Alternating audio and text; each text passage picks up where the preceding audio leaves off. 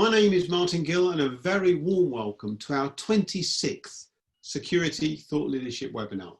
We're with you every Tuesday and Thursday, and here the object of the exercise is to critique a subject related to the security world.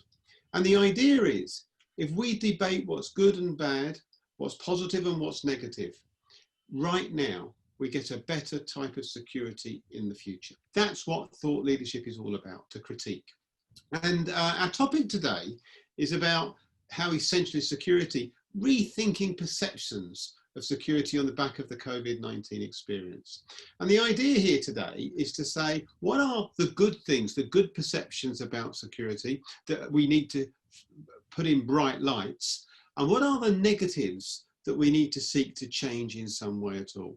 How are they coming about? How do they manifest themselves? And what's the route to thinking differently as we go forward? I'm very grateful to our supporters, to Altia, to Innovise, to International Security Expo and the Security Event for their support. And I have with me today three panelists from different parts of the world. In a minute, I'm going to invite them all to introduce themselves. And once they've done that, I will then invite each of them to make their opening statements. Joachim, who was going to be with us, will be at another webinar later in the summer. Just to remind everybody that at the bottom of your screens you have a question and answer button, the Q&A button. Can you please ask your questions on that button? Get your questions in early and I will endeavour to put them to the panel. So let's go to introductions first, and let's start off in Sydney, Australia with Brian. Good day, everybody. My name is Brian DeCaries. I'm the CEO of the Australian Security Industry Association, the peak body for security professionals in Australia. Thank you very much indeed, Brian. And from Australia all the way over to the United States, and Michael Gibbs. Thanks, Martin. Hi, everyone. I'm Michael Gibbs. I'm principal at Global Insights in Professional Security, and I'm a board member of the Global Life Safety Alliance. Thank you, Michael. And from the United States back to the United Kingdom, and Jeff Sadler. Yes, hello, my name's Jeff Sadler. I used to be the country president of Securitas in the UK and subsequently been on the boards of the British Security Industry Association and the Security Industry Association Authority, the regulator. And now I'm a non-exec on a number of companies. Thank you very much indeed. So three very experienced panelists. I'm going to ask each of them then to make their opening statement. 3 minutes for them to give their views on this topic. So let's go back to Australia. Brian, your opening statement, please. Well, the theme today is how essential the role security is over the last few months of the COVID-19 pandemic. I think from an Australian perspective, security has often been undervalued, but what we've seen over the last 3 months is the industry has responded very quickly to changing needs and demands. And what we've seen is a big change in how the industry works. So, for example, over the last 3 months, the industry has been required to perform a role for all returning travellers in hotels that are accommodated for 2 weeks on return. Security have been safeguarding those hotels across the country for the last 3 months, and that's involved hundreds of security guards across different states and territories. We've also seen it at shopping centres, supermarkets, security staff screening personnel into offices, into factories. We've seen security personnel safeguarding drive-through testing clinics. So what we've actually seen is the industry stepped up pretty quickly and has been able to pivot its function and put in place measures to enable its workers to work safely with all the right PPE and actually respond very quickly to the needs of government and the corporate sector. And that's been able to pick up some of the slack from some of the sectors, such as the crowd control, the events space, where obviously there's no activity at the moment. So they've been able to pivot and move into other areas. Some have been struggling a little bit, such as the cash and transit sectors, because the movement of cash and valuables has been restricted. But overall, many in the industry have actually been able to maintain a fairly steady workflow. We've also seen in the electronic sector a lot of major projects being brought forward because obviously a lot of buildings are unoccupied with workers working remotely. So there's been a lot of fast tracking of projects. So people have been able to respond very quickly and actually maintain their business so they can trade through this difficult period. So I think what it's underscored is that the industry plays a vital role day in, day out, but when there is a crisis like this, the industry is expected to be there, and it is there, and it's there 24/7, and they've been rocking up to work every day, doing their job, answering the alarms throughout this pandemic. So I think there's a lot of very positive stories to come out of the industry, and that's one of the things that we'll be exploring over the coming weeks and months with the media, is to promote this industry's there, and the tap has been turned on and they've responded. Brian, thank you very much indeed. So now let's go to Michael Gibbs. Michael, your opening statement, please. Yeah, I'm just going to get right into more generally what I think is the good of security and the bad of security. When I was a kid growing up, I watched Mr. Rogers' Neighborhood. I don't know how familiar you are with that, the rest of the world, but he was a guy who taught lessons to kids on how to be a good person. And Mr. Rogers would say, when you're in trouble, always look for the helpers. Security is always among the best at being helpers. They're brave and they're selfless when no one's watching, which is a true definition of service-oriented. Second, especially now with COVID and the recession and the United States civil demonstrations over unequal treatment of racial minorities, security is trained to communicate with people, and that's incredibly powerful. De-escalation is an important skill, and that comes with an understanding for and respect for psychology. And knowing how people tick and be able to understand what drives them and frustrates them is key not only to security, but to other disciplines. I'm going to mention my friend Ilya Omansky, who's a big thinker on this subject, and I hope agrees with this. Now I'm going to go to the worst of security. How can anyone know who we are if we don't know who we are ourselves? Public perception of police is pretty simple. It's cops on the beat, it's detectives, but the public tends to think of security as guards, but we're much more diverse than that, of course. We're integrators, consultants, investigators, executive protection specialists, InfoSec people, loss prevention, intelligence analysts, and so on. So we can't agree what other roles are included. When I was at ASIS, I did research and surveys on what security departments cover, and no two departments were ever the same. You know, everyone did physical security, but then after that, there was travel, brand protection, due diligence, investigations, and there was no two were the same. And not even who you reported to was the same. Some go to facilities, some go to risk, HR, legal, or something else, depending on the company. The other worst is the combination of our schizophrenic view of what we are and the prevalently negative view of the public. Are we even a profession? If so, why are there no professional barriers to entry? Some of the best professionals I know come from the military, but should a star or two on your shoulder really qualify you to do what's a completely different role in a different environment? And finally, in the public mind, security guards are stock slapstick characters a lot of the times. You know, and we see, like, every couple of years, like clockwork, we see an expose on the tragic consequences of lowest priced guard services. There was one just a couple of months ago talking about an armored guard company that didn't maintain its vehicles or train its drivers, which led to a huge number of fatal crashes. And the other side of the coin is that the public sees security guards sometimes as a private army, like the Blackwaters of the world or whatever they're called now. And they seem to act with impunity in the interests of corporations or governments with no accountability. That ends my opening statement. A lot there, I know, but thank you. Thank you very much indeed, Mike. Appreciate your opening statement. Let's go now to Jeff Sadler. Jeff, your opening statement, please. Yes, thank you all very much. And I'd just like to echo some of the points that both Brian and Michael have made. Brian sort of highlighted how many great things are going on, particularly in the COVID world, and we've got the same here in the UK. There's tremendous new services, innovation, developments going on, companies that are really stepping up. And the points that Michael also made are exactly the same over here too.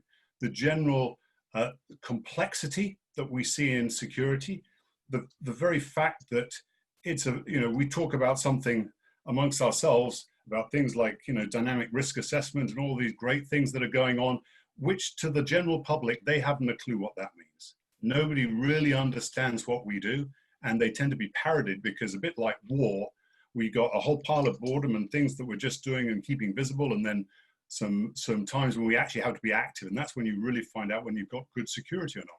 And people don't always see that. And indeed, when they do great things, very often they're quickly forgotten. I think the real thing that I feel about COVID is that there has been an opportunity here, certainly in the UK. We've had the fact that security officers have actually been recognized by the government as key workers, which is quite a big change. We've got the opportunity right now, I believe, in the industry that people are actually looking. And the key thing is, when people look, you've got to be singing your very best tune, looking your best and dancing well, because then they'll stay looking. And what we, I believe, have to do is reset expectations and perceptions of the industry.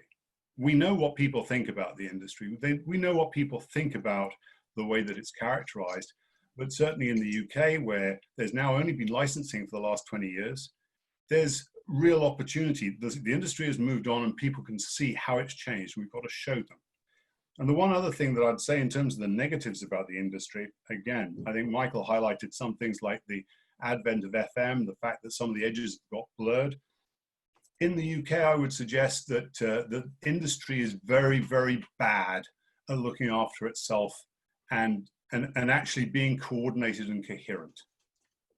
We've suffered declining margins, as many have, but have we actually got a really strong association? There's in the UK, there's something called the Security Commonwealth. I think it's got 40 organizations that are members, that are associations relating to security. We need to be coherent. We need to have a very clear message that doesn't say, look at us, frankly, we can be amazing if only you'll let us.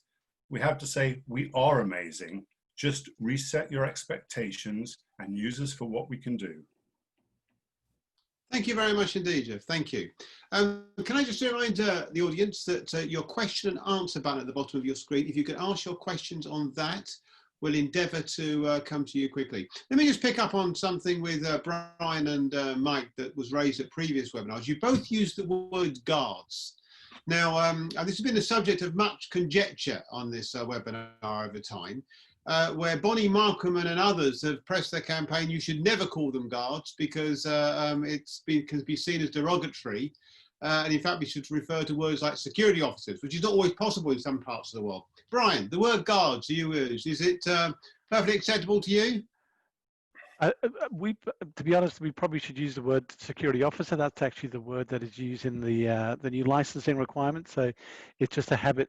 I think that it's interchange between guards and security officers, but increasingly security officers is seen as a more professional assignation than a guard, because they do more than just guard. They do a range of other activities. So I would, yeah, officer is the preferable term.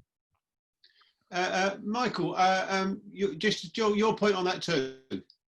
Sure. I know Bonnie very well, and she respect her greatly. She's a good friend of mine, and she has a point. However, I purposely use the term guards instead of security officers because so many are not trained. In the United States, there are no licensing requirements in many states, or minimal license requirements. And yes, while the Securitases of the world, the Allied Universals might have well-trained security officers and some others, a lot of them out there, they get a badge, they're assigned and with little or no training. So I don't feel hesitant about calling them guards if they have no qualifications or credentials. Okay. Thank you very much for the clarification. Jeff, let me come to you, a question that Andrew Wallace has raised on chat, although can I ask you to use the question and answer button, audience, please? And let me just take his words and put them in a different way. You can tell how much someone is valued by how much they're paid. And the most visible precedence in the security world is appallingly paid around the world. There's your evidence. It's, I'm afraid the perception is justifiably bad because it is bad. And I think that's something that I would say two parts. One, absolutely, wages have declined, and people haven't actually fought for those wages. Haven't really fought for getting the services to deliver properly. But I'd also say it's not universally bad. And actually, companies have to take some responsibility as to what business they actually want. I think there are lots of examples, and we can cite quite a number where actually security officers are well paid, and we're fortunate because you have to be licensed in the UK, so there is a minimum standard. Although if you look at it, and I'd take the example of Sweden. It's a shame we don't have Joachim here, or Belgium. In those places, the standards and the basic job training requirements are up to 4 weeks, and the respect in which they are held in the public community is extremely high, and the wages are commensurately higher. So there's something there that it absolutely can be higher. Again, don't paint everything the same color. Yes, there are some low wage jobs, but also there are higher wage jobs. And those are the ones that we've got to emphasize deliver value and show how they deliver value. And that's the role that we have to bring forward. Okay, I mean, I'm just staying with you a second, Jeff. Peter French has come in and said, mentioned the fact that, you know, these same people as key workers are on 0 hours contracts, no benefits and low pay to boot. It really is it doesn't look good, does it? And there's no obvious route of rectifying that, is there? Well, I think the only way that you can actually rectify that is, as you say, is through the companies who are actually managing to be arguing that they are delivering a service and get the people who are paying, and in the end that comes down to whoever the customers are, to actually recognize the service they're given and understand what benefits they're going to get by actually getting higher paid staff who are actually doing a better job. And I'd say, you know, there are definitely a number of areas where you do get good or better wages, I should say. As you say, 0 hours contracts and low wages are a real challenge for the industry if we wish to be aspirational and to attract more talent. And it's not something that's going to be solved overnight. Brian, given how many nice things you said about in your opening statement about how the security world's been doing over there, presumably they're all going to get a pay rise, are they? Pay rise? Well, there's an annual review that goes through where that's just been announced. So there'll be I think it's a 1.75% increase, which will come in from November. So that's mandated across the board. I mean, I think the issue of pay is a complicated one. There's lots of variables involved in terms of different industrial instruments, but and there's casualized labor, there's full-time labor, there's part-time labor. So it's a fairly complicated area, but it's certainly one of the areas that we've certainly been trying to work with the federal government authorities to make sure that government procurement and corporate procurement practices value best value rather than go for the lowest cost provider, and to make sure that the security provider is meeting all its contractual arrangements and also meeting all the different rates of pay award obligations. Because I mean, some companies rogue operators will try and undercut other operators, and it's the poor guard at the bottom that tends to be the one who gets gets the raw deal. So, you know, we're not an employer organization, we're an employee organization, but there is an ethical line you have to draw, that you have to make sure your employees, who are your most valuable asset, are looked after. And if you don't look after them, you lose them, and you get a massive churn rate, which becomes costly to the business. So if you look after your staff, you hopefully get better clients because they value the quality that you have. So I think what we try and work on is what we call the price makers, which are government corporates. So they make the price, and the price takers, who are obviously the providers, and trying to educate the price makers that if they pay a certain amount, they're not going to get quality. They cannot get quality. But some of them will still do it. And, you know, we've done work with the federal agencies, and some of the local governments have been some of the worst offenders. But they're just trying to get value for money. But value for money does not mean the cheapest price. You know, so it's a balance. But certainly we strongly are trying to educate users to value, you know, get value for money, but, you know, the cheapest to the lowest price, or that race to the bottom mentality, doesn't benefit anyone, because it puts them at risk when something goes wrong and they've got a security officer who's not well trained or does the wrong thing. It's their brand that's on the front page, and they'll pay the price for it. Thank you, Brian. I'm going to come to Michael. I'll give you a chance to say something on this, Michael, because I know this is a biggie. And as Shane Bates said made a statement on the question, that of course it's true that no one price fits all. But really, the fact of the matter is, he who pays the piper pays the tune, or she who pays the piper calls the tune. I wonder whether you've got any thoughts on what maybe the remedy is to the situation that you've outlined, where you've got untrained, unskilled people doing this work, which of course undermines its reputation immediately. If unskilled people can do it, then what can we expect? Well, before I get to that, I wanted to address the previous comment. Generally, or the previous series of comments, that I find it interesting that we're talking about professionalism. Interesting, not bad or in a negative way. We're talking about security officers or security guards, and we haven't even yet got even close to management or the C-suite of the larger security function in a corporate role. And that's not bad. I mean, certainly security officers are at the front line, but we want to be professional. We have to have the public start thinking of, I would at least start thinking of a security person as a executive, as a business enabler. So that should have an equal share. About how we remedy that, at least in the United States with security officers. People's heads might explode at this very thought, but regulation is a way to start. A lot of security companies have their own courses and training, and those might be sufficient. Those might be better than state regulations in a lot of cases. I think they are. I think New York maybe has 40 hours of requirement. Other states, I believe Mississippi has 0. Just having a minimum requirement. And I don't recommend necessarily federal legislation, but something's got to be done to sort of just raise the level so we can call them security officers to a minimum standard. There aren't even real standards for professional security officers, even by associations or other groups. Okay. We'll no doubt get back to this issue at some point, but let me move on, because I want to bring in other issues. And Mark Fulmer, who's a former panelist, has got a question. I'm going to read it to all three of you. I'm going to read it out. His question. He says, the prevailing sentiment appears to be that one of the issues with the industry as a whole is the lack of understanding of the value of what we deliver. I would like to hear the panel's take on how can security professionals help themselves deliver, and more importantly, show value to their organizations, their clients, and even the public. Well, let me come to you, Michael Gibbs, first on this one. It's a really important question, I think. It's a great question, and good friend and industry leader from Mark Fulmer. I've got a great example. I've been doing research for the ASS Foundation, tracking how 9 different companies around the world are dealing with COVID and how the security departments are dealing with it.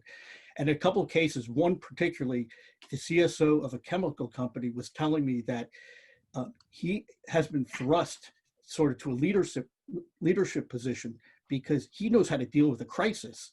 And a lot of the other folks don't. He stepped up and kept a cool head, while others were kind of, figuring out, just how to keep the electricity on. And he's been innovating, and because he's used to these kinds of crises and working, from a deficit.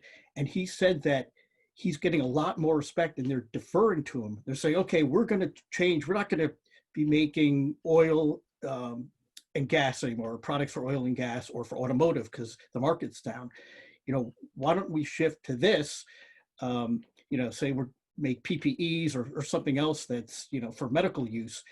And he's been able to take the lead there and really show the value of security beyond just, protection. He's able to vet and do due diligence for potential partnerships or look at acquisitions of new facilities. So that's the kind of example that is perfect, take advantage of during the time of COVID. Okay, Jeff, your thoughts on this question about showing value and perhaps the holy grail, Jeff?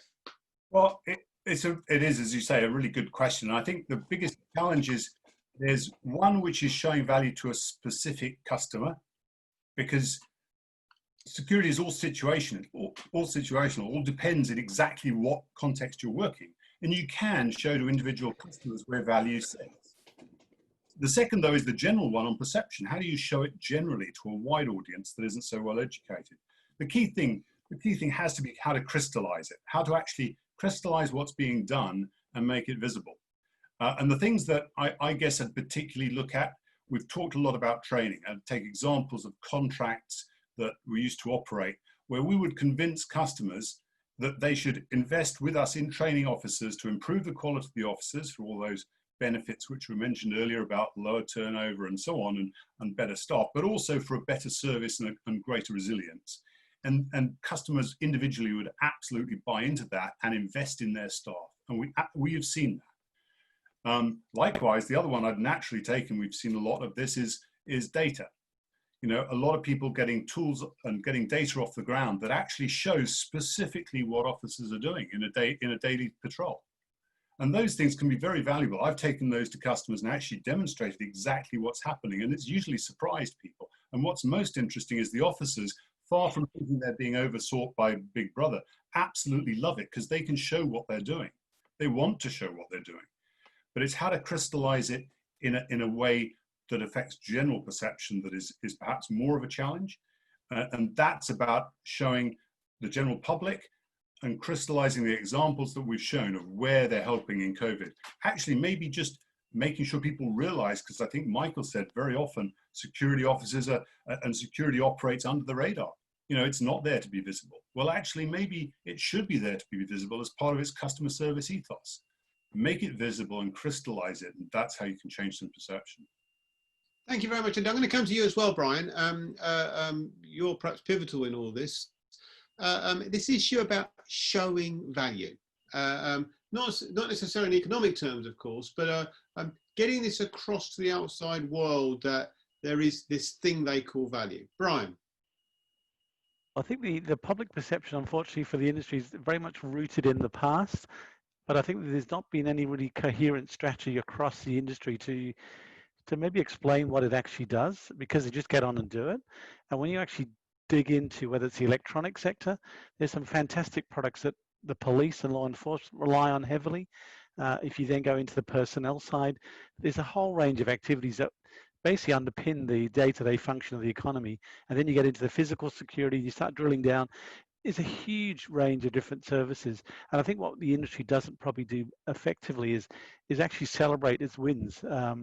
When it's successful, no one sees it because it only gets seen when someone does something crazy, and it makes it onto the news that someone has behaved badly. But when they do their job, it's they deliver the bag of cash safely. That's no one raves about that. It's just what they do. So I think it's about a matter of actually celebrating a bit more vocally, and sometimes I think the industry doesn't always fully believe in what it does, so it undersells itself because not everybody's fully behind it. And I think they need to get behind it and say, look, we be proud of what they do, because most of them are doing a good job. It's like the police have people who do the wrong thing, and the industry certainly has people do the wrong thing. But if you look at, I think there was a small arms survey in 2011 that said there's about 25 or 26 million private security personnel across the globe. In Australia alone, there's about 150,000. That is a colossal workforce making a difference day in, day out. But it's almost like an invisible army that's out there doing a daily job. So I think we have to be probably more cohesive and a bit more collaborative within the different silos that we all operate, because there probably hasn't been a great level of interaction between different associations, different groups, different countries, because everyone's just getting on with what they do, and there's all the politics of, within each country there's different politics. So if you magnify that globally, I'm sure the politics would be incredible. But we, for example, we're engaging with our siblings across the water there in New Zealand to partner with them, and we're partnering with local information security associations because we think silos are not a good thing for our industry. So if we can work together, certainly at a local level and ultimately at a global level, I think we can start to chip away at that perception and hopefully get to a point where the true reality is, we both meet in the middle. Because at the moment, I think we're a little bit askew from what the user thinks and what the industry thinks. Thanks very much. I wonder whether I could just pick up on this point that Brian's raised here. Jeff, one of the things you mentioned earlier was the fact that in the United Kingdom, we have what's called the Security Commonwealth, where all the associations are coming together. They exist in other countries too. We work with them on the OSPAs in Romania, for example. But bringing organisations together, even in one country, is a devilish of a job. And I wonder why it is so difficult, Jeff, because part of the problem here is it impedes the opportunity to speak up with a united voice, which of course gets in the way of the communication of the message. It seems such an obviously easy thing in theory to solve, but enormously difficult in practice, isn't it, Jeff? Well, I think it's only difficult in practice if you let it get complicated. To get a group together working coherently, you've got to identify exactly what is a common aim for everybody. And I think that's one of the key objectives of the Commonwealth, was actually to bring everyone together to talk about where the key issues are and to identify them and to seek to address them. I actually think this COVID situation has done two things. One, it's left a lot of the general public actually looking at some of the people who aren't paid so much and actually doing good work. I think of carers in the UK, where there's lots of people going, hey, these people are doing a really good job and they're not paid very much, but that's quite tough, isn't it? And then we've seen similar data around security officers, and that's why I think it's a bit ripe. And all of the one thing we need to do is have a common view as to the one simple thing we're going to try and do collectively. And I think if you can get that common view, which maybe is something quite simple and also not, a heroic leap, just to try and move the dial a bit. And I think perception is a really important one, because we can get part of the public sector on side. I think police actually have a lot, they recognize how they need the help. And it's getting some of those other not natural parties, because we're great talking to ourselves. How do we talk a bit wider, get them on a simple thing? And then if we can get something really focused, then we can get people together, I think. Michael, let me come to you on this question. I mean, and I want to get you focused specifically on this, Michael, specifically on this point about how we can harness the potential of associations coming together. It's a theoretical ideal, it's a practical difficulty. In fact, apart from the odd pocket of good practice, which then gets featured, generally speaking, it's not been good. Michael, your thoughts? Well, if in case any of your listeners or watchers don't know, I was with ASIS for 25 years and worked with a lot of associations. And without giving anything away, any proprietary information, we were always frenemies with them, because some things we wanted to do with them, other times they were threatening our membership. They would take away our membership, take away revenue source, they would take away our events, our educational programs. And so there's awareness, associations are businesses. They happen to be nonprofit or not-for-profit, but they're competitive and they have a bottom line and they have to balance a budget. Getting them to work together, incredibly difficult, but you team me up very nicely, because I'm working for, I'm a board member of the Global Life Safety Alliance, and this organization started by Julio Fumagalli Macrae, a friend from Argentina. We're trying to do exactly that, lower the barriers, really share information between the security institutes of the world, the ASISs, the security industry associations, ISC squared, the certified fraud examiners. It's tough because they look at us warily. No one really wants to, yes, we'll share a certain amount of information, but not that will give away our competitive edge. So we're trying, but I'm not sure I have a great answer, because these are competitive businesses that are looking to grow their membership and looking for revenue sources. And Michael, let me say thank you for that and Sure. move on, because we're running out of time. Yeah. Brian, let me just give you a final chance to make a comment on this, just briefly, if you wouldn't mind. This, I mean, you're pivotably placed, I suppose, to talk about collaboration. You've got good collaboration with some. Is it the fact that you're a business that gets in the way, or are there broader structural issues? Brian? I think sometimes it's a little bit of egos and the history that I don't fully understand some of the history, but where someone won't work with somebody else. So I think we've reached out to all other associations to take part in different things like the awards we do every year. So we're open to all of them. Not all of them want to be part of it. So, but we'll keep inviting people and hopefully they'll come on board one day. But we just think as a collective, both locally and globally, you have much more impact if you go to government and say we're part of a 25 million plus, workforce. It's very powerful. There's not many industries that would employ 25 to 30 million people globally. No, absolutely. Okay, let's move on. We've got a couple more issues I want to just get in. Let me come to Michael on this one. I think it's Perrin Bat has raised the question about, raised a few questions actually, but one specifically about education. And of course, education is obviously a way in which we raise perceptions, that goes without saying.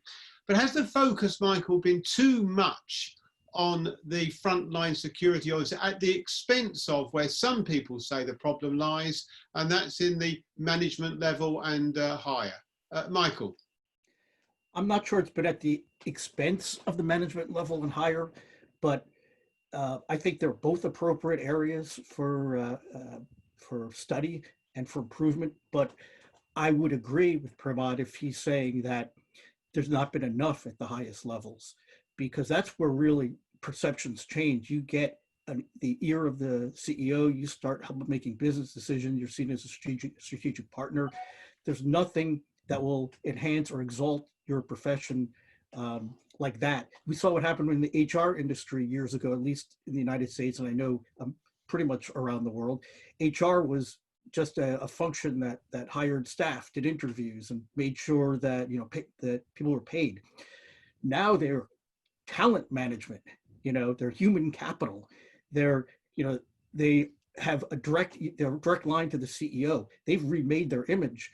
You're not talking about the person, when you talk about HR, you're not talking about the person who does payroll anymore. You're talking about people who make human capital strategic decisions. What competencies are needed into the future? How do we build tomorrow's workforce, et cetera, et cetera. Thank you, Michael. I mean, out of interest on this issue, by the way, on Thursday, we have two ex-offenders coming on the panel. One a former armed robber, one a former burglar, prolific burglar actually. And when you speak to them, I've done the sort of prep for this one on Thursday. Their view is we're dependent on people not being competent, and that's what we exploit. Jeff, just let me ask you very briefly on this question. If I can ask you to be brief, you've obviously operated at the highest levels. I mean, the very highest levels, Jeff. Is your sense is that there is sufficient expertise at the highest levels in the security sector in order that it's able to give a good impression of itself against other senior professionals? Jeff? I certainly think that the people I've met in the security industry, and I worked in two others before, absolutely can stand up to the to what's needed to be respected. And frankly, it's the innovators. That's where we really need it. It's the innovators, and there's tremendous opportunity with technology to innovate. Straight man guarding, the real problem is a client looks through a man guarding schedule and he knows exactly what the costs are, and then argues with you about 5% overhead, and that's where your management expertise and funding comes from. If you fight that, if companies fight that to do something innovative, then they'll find the space to be able to pay the people, and it's a chicken and egg. You get the right managers who can be innovative, they will be, and I've absolutely met those really impressive people, but not enough of them. Okay, I'm going to move on then. Thank you very much indeed. It's a question from Paul Williamson. I'm conscious of the time. Brian, I'll come to you here on this one. He says, do you agree the industry is stigmatized in its existing state and therefore unattractive to many as a career? He goes on to say, in quite a long-winded question, wordy question, but if I could just sort of get to the nut of what Paul's saying, is that one can look at this differently. One can present security role in a positive light, focus on customer service, don't think about people with security backgrounds, but a broader range of skills. And then you can look to change the image, change the perception of those in the jobs, and you're on the road to a better all-round security world. Brian, it sounds so easy. What's the problem? Well, it's a valid point. I mean, I think we've actually just finished some work with one of the state governments here, which is developing a workforce development plan to attract new entrants into the industry over the next 5 years. and that's setting out clear career pathways for those looking to enter the industry, but also people within the industry. Where do you go? Because for a lot of people, it's a stepping stone to another sector. So you start off in security and you want to work your way to something else. So we need to keep those people and give them a clear pathway. And we haven't been good at that as an industry. People tend to stay, but some churn. And it's just been a bit of a sausage factory. You just keep churning them out.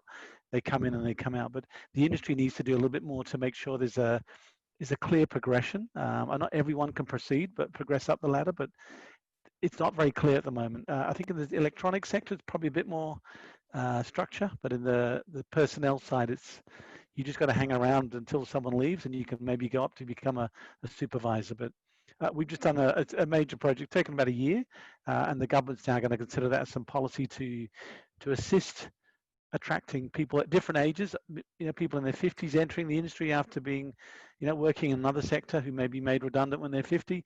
They may make a good entrant at 50-year-olds. There's different entry points to the industry. So I think we need to be a bit more creative in making the industry more attractive. So someone will say to their son or daughter, have you thought about security? And I don't think they would be saying that now. No. Okay. Well, that's clearly a positive way to go. Michael, if I could just ask you, and just very, very quickly, if you wouldn't mind. I know that you've been involved over time in this whole subject of careers. It seems that, again, on paper, it's such a world of opportunity, and yet it's never presented, almost never presented as such as an industry-wide basis. Just very high level answer this question, if you wouldn't mind. What's the barrier? I think we're sending out mixed signals. For one thing, now let me talk at higher levels of security. We say we want people to have a security background, a security educational background. That's one part of being a profession. You have a rigorous curriculum. Well, we never hire those people. Those people don't get jobs, and there aren't that many curriculum programs. They do all different sorts of different things. They do homeland security. They do information security. There's no one coherent course of study like there would be for medical or law school. And on the other hand, we say, well, it doesn't really matter if you have that kind of thing, because it's good enough to be a general in the Army. It's good enough to be the head of Interpol. It's good enough to be a senior person at the FBI. We can, it's just appearances. We want to see, not that some of these people aren't really good, because a lot of them are, but we don't even know what we're asking for, and we're not internally consistent. So we have to sort of clear that up first. Thank you very much indeed. Okay, ladies and gentlemen, thank you very much indeed for your questions.